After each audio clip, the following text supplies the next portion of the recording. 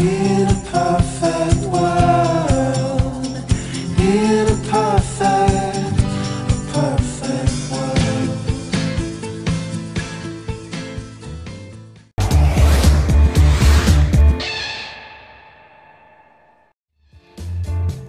What happens when you get into debt?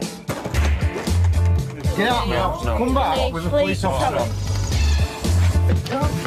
You calm down. And you can't. I haven't got any money. Or won't pay it back. Get off on my property. In this series, we meet the people who are losing their homes. Hello, would you like to open the door? Got 24 hours. Find somewhere else to go. Their cars. It is shocking, though, isn't it? It is, but there's plenty of help out there for people to go and get it sorted. But they don't know that, Kath. They don't know where to go for help. Well,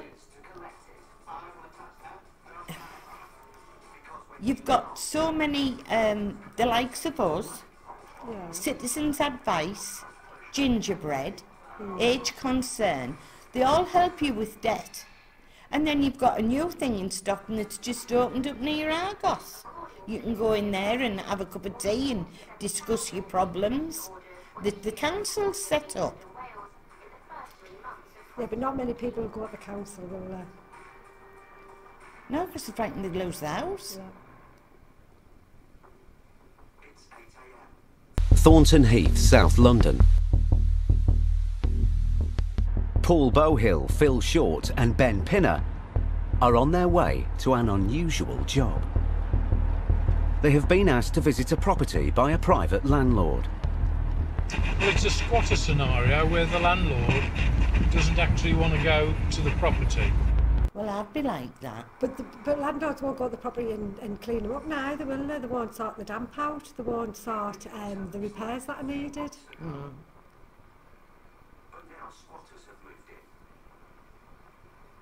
Squatters' rights. But isn't there such a thing these days where if you rent out a property, that it has to be checked out to make sure it is fit for human habitation? Yeah, decent living standards. I think sometimes they don't have to opt into that. That's just, you know, a voluntary agreement at the moment. Who's in charge of this property? There's a lady, but she's old.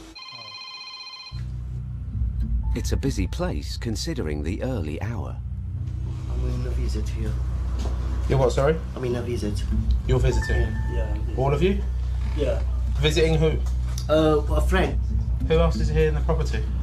Just a girl making clean, that's it. Okay. Can you get her down, please? Yeah. Don't even know the guy's name. Oh, you shouted her? Oh, right. Oh, that was a woman. More unsuspicious. All were waiting for their friend to turn up. But when we arrived, they said, oh, it's all right. We'll come back and see him another time. Hello.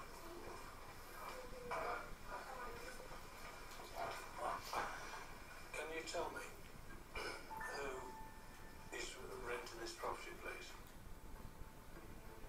Oh, dear. Such a question. Oh, dear. But you knew enough to get in the property.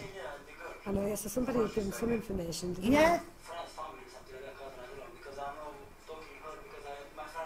she a friend of yours? Patience and control in the daily situations that we get involved with are probably the greatest trained quality that I have.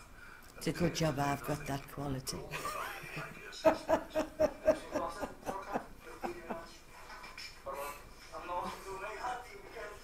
What if I didn't? I'd have children that were dead.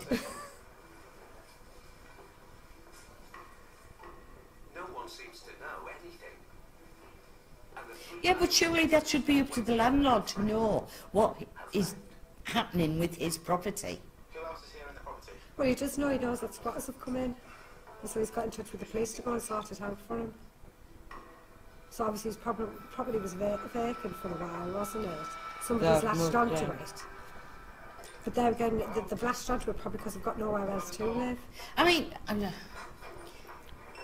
shouldn't say this, but when I had property, my property was in the hands of an estate agent.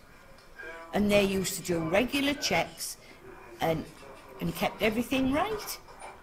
But they don't do that now. Oh, that doesn't always happen now. And the thing was, if there was anything wrong, they were sharp on the phone to me to make sure that I got it put right.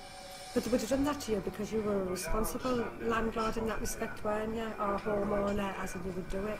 We'd like you to get your bits and pieces together in half an hour and leave the premises. Half an hour.